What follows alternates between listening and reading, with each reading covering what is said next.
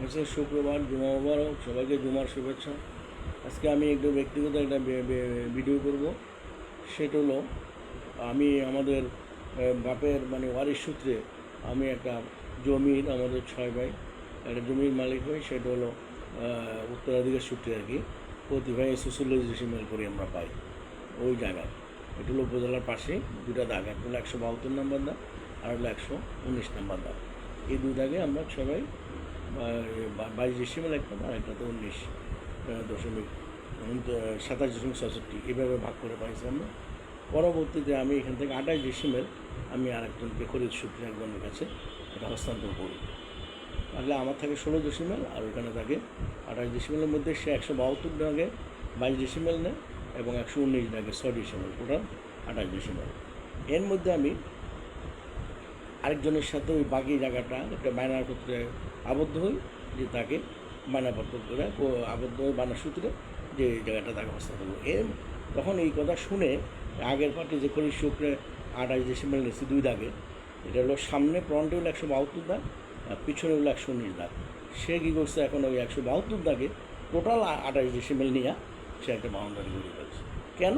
সে বলতেছে আপনি আমাকে 128, কিন্তু তার দলিল এবং নামজারি যেটা আছে কাগজে, সেটা দুই দাগে আছে, 172 দাগে 22 ডিসিমেল এবং 119 দাগে 6 ডিসিমেল। এর মধ্যে আমরা জায়গাটা আবার আমিন এবং মেন্টরের মাধ্যমে পূর্ণ জায়গাটা আবার মাপ দিয়ে একটা মেজারমেন্ট দেওয়ার পরের দিন আমি যখন চলে আসি গত 27/7/2026, সে তখন ওই সন্ধ্যা রাতের অন্ধকারে তাকে নিষেধ করছি। যখন পিলাগার আছে আমাকে একজন মেসেজ দিয়েছে, সেখানে বাউন্ডারি জিজ্ঞেস করলাম, সেখানে তুমি কি বাউন্ডারি দিচ্ছ? বললো যে হ্যাঁ দিদি, তাহলে এখন আর স্টপ করো, আমরা আসি। আমার বড় প্রফেসর আছে, সেও ফোন দিয়ে তাকে বলছে যে এখন স্টপ করো, আমরা আসতেছি নেক্সট 15-16 তারিখে এসে তোমাকে বসে আমরা তোমার কাগজ দৃষ্টি যা পাবো, দলিল দৃষ্টি সেভাবে আমরা ব্যবস্থা করব।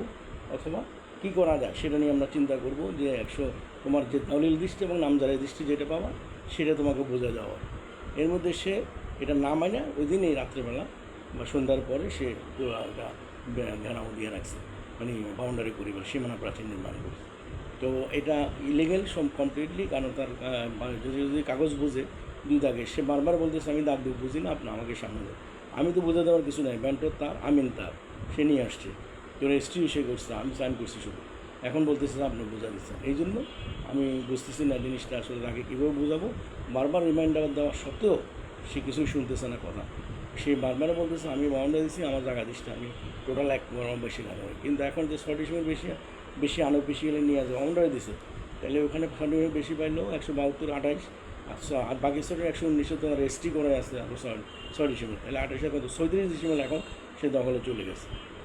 বলতেছে 28 ডিসিমেল, কিন্তু তার তো দলিল দৃষ্টি সে 28, 22 আর 6, 28, সেখানে 6 ডিসিমেল বেশি নিলে আমার প্রশ্ন থেকে ওই সামনে দাগে, তাহলে এটা তার অবৈধ হইল, ইলিগাল হইল।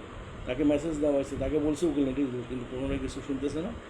আমি কর্তৃপক্ষের আশু দৃষ্টি কামনা করছি। এর মধ্যে আমি প্রশাসনকেও জানাইছি, স্থানীয় এমপির পিএসকেও জানাইছি, এবং ইউনিয়নের আরও দুজনকে জানাইছি যে ভাই এই অবস্থা, সামাজিকভাবে তাকে কনভিন্স করার চেষ্টা করে তাই এটা সেল করা যায় না হলে তাহলে আমি আমার প্রশাসন অথবা আইনের দৃষ্টিতে দেয় আমার জায়গাটা উদ্ধার, মানে যে দলিল এবং সে যে নামজারি সে দৃষ্টি সে বাউন্ডারি দেবে, সে অনুযায়ী তার আমার জায়গাটা আমাকে বুঝাই দিবে এবং তারটা সে নেবে। এখানে কম বেশি কিছু না, অ্যাজ পার দলিল এবং অ্যাজ পার রেকো, অ্যাজ পার নামজারি সিস্টেম, এই অনুযায়ী। আশা করি বুঝতে পারছেন আমি কি বলতে চাচ্ছি। ধন্যবাদ, সব ভালো থাকবে, সুস্থ থাকবে। আবার জমা করে শেষ করি। আসসালামু আলাইকুম রহমতুল্লাহ।